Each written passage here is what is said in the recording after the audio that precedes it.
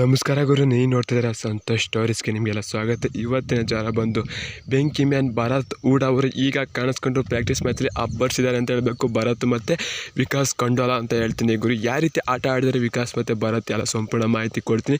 ಅದಕ್ಕಿಂತ ಮುಂಚೆ ಇನ್ನು ನಮ್ಮ ಚಾನಲ್ಗೆ ಸಬ್ಸ್ಕ್ರೈಬ್ ಆಗಿಲ್ಲ ಅಂದರೆ ಕೂಡಲೇ ಕೆಳಗಡೆ ಕಾಣೋ ಸಬ್ಸ್ಕ್ರೈಬ್ ಬಟನ್ ಮೇಲೆ ಕ್ಲಿಕ್ ಮಾಡಿ ಸಬ್ಸ್ಕ್ರೈಬ್ ಆಗಿ, ಹಾಗೆ ಪಕ್ಕದಲ್ಲೇ ಬೆಲ್ಲೈಕನ್ ಪ್ರೆಸ್ ಮಾಡಿ ಆಲ್ ಸೆಲೆಕ್ಟ್ ಮಾಡಿ. ಯಾಕಂದರೆ ಅದು ಮಾಡೋ ಪ್ರತಿಯೊಂದು ವಿಡಿಯೋ ಅದಕ್ಕಿಂತ ಮುಂಚೆ ನೀವು ನೋಡ್ಬೋದು ಗುರು. ಸಬ್ಸ್ಕ್ರೈಬ್ ಆದ್ರೆ ಹಾಗಾದರೆ ಬನ್ನಿ ತಡ ಮಾಡೋದಕ್ಕೆ ವಿಡಿಯೋನ ಶುರು ಮಾಡೋಣ ಗುರು. ನಮ್ಮ ಬೆಂಗಳೂರು ಬಸ್ಸಲ್ಲಿ ಗೊತ್ತಿರ್ಬೋದು, ಲಾಸ್ಟ್ ಮ್ಯಾಚು ಪಟ್ನಾ ಪೈರೇಟ್ಸ್ ವಿರುದ್ಧ ಭರತ್ ಹೂಡಾರನ್ನ ಕುಣಿಸಿದ್ರು ಅಂತ ಹೇಳಬೇಕು. ಭರತ್ ಹೂಡಾರ ಕುಣಿಸಿ ನಮ್ಮ ಬೆಂಗಳೂರು ಬಸ್ ಚೆನ್ನಾಗಿ ದಾಖಲೆ ಮಾಡ್ಕೊಂಡು ಗೆದ್ದರು ಅಂತ ಹೇಳಬೇಕು.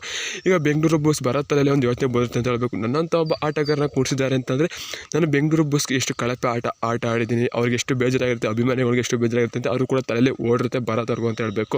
ಅವರು ಆ ಕಾರಣಕ್ಕೆ ಪ್ರಾಕ್ಟೀಸ್ ಮ್ಯಾಚಲ್ಲಿ ಫುಲ್ ರಚಿಕೆಯಿದ್ರು ಅಂತ ಹೇಳಬೇಕು. ಸಖತ್ತಾಗಿ ಆಟ ಆಡಿದ್ರು ಅಂತ ಹೇಳಬೇಕು. ಒಂದೇ ರೈಡಲ್ಲಿ 7-6 ಜನ ಔಟ್ ಮಾಡಿದ್ರು ಅಂತ ಹೇಳಬೇಕು. ವಿಕಾಸ್ ಕೊಂಡೋದ ಒಬ್ಬರು ಮುಟ್ಟಿಲ್ಲ ಅಂತ ಹೇಳಬೇಕು ಅಷ್ಟೇ ಗುರು. ಅವ್ರನ್ನ ವಿಕಾಸ್ ಕೊಂಡೋದ ಮುಟ್ಟಿತ್ತು ಅಂತಂದ್ರೆ ಎಲ್ಲರೂ ಕೂಡ ಔಟ್ ಆಗೋದು ಅಂತ ಹೇಳಬೇಕು. ಒಟ್ಟು 7 ಪಾಯಿಂಟ್ ಅಂತ ಹೇಳಬೇಕು. ಒಂದು ಬೋನಸ್ ಮತ್ತು 6 ಜನ ಔಟ್ ಮಾಡ್ರು ಅಂತ ಹೇಳಬೇಕು. 7 ಪಾಯಿಂಟ್ ಒಂದೇ ರೈಡಲ್ಲಿ ತಂದ್ರು ಅಂತ ಹೇಳಬೇಕು ಭರತ್ ಹೂಡಾ ಅಂತ ಹೇಳ್ತೀನಿ ಗುರು. ಬೆಂಕಿಯಾಗಿ ಆಟ ಆಡಿ 15 ರೈಡ್ ಪಾಯಿಂಟ್ನ ತಾಂಡ್ರೆ ಟೋಟಲ್ ಆಗಿ ಅಂತ ಹೇಳಬೇಕು ಭರತ್ ಹೂಡಾ ಅವರು. ನೆಕ್ಸ್ಟ್ ಮ್ಯಾಚ್ ಇದೇ ರೀತಿ ಬೆಂಗಾಳು ವಾರ್ಸ್ ಮೇಲೆ ಆಡ್ತು ಅಂತಾರೆ. ಸ್ಟಾರ್ಟಿಂಗ್ಸಲ್ಲೇ ಚಾನ್ಸ್ ಕೊಡ್ತಾರೋ ಬಿಡ್ತಾರೆ ಗೊತ್ತಿಲ್ಲ, ಒಟ್ಟು ಚಾನ್ಸ್ ಸಿಗ್ತಾಗಿರೋ ಹಿಂಗೆ ಆಡ್ತು ಅಂತಾರೆ.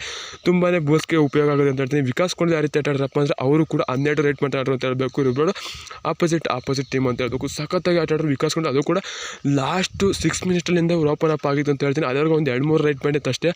ಲಾಸ್ಟಲ್ಲಿ ಇವರು ಕೂಡ ಚೆನ್ನಾಗಿ ಆಟ ಆಡಿದ್ರು ವಿಕಾಸ್ ಕೊಂಡೋದ ಅಂತ ಹೇಳ್ತೀನಿ. ಆಮೇಲೆ ಲಾಸ್ಟಲ್ಲಿ ಭರತ್ ಹೂಡಾ ಅವರ ಸ್ವಲ್ಪ ಕಡಿಮೆ ಆಟ ನೀಡಿದ್ರು. ಲಾಸ್ಟಲ್ಲಿ ವಿಕಾಸ್ ಕೊಂಡ ಚೆನ್ನಾಗಿ ಆಟ ಆಡಿದ್ರು ಅಂತ ಹೇಳ್ತೀನಿ ಗುರು.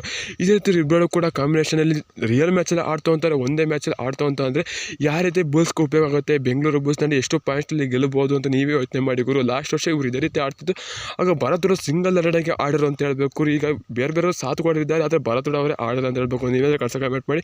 ಜೈ ಬೆಂಗಳೂರು ಬೋಲ್.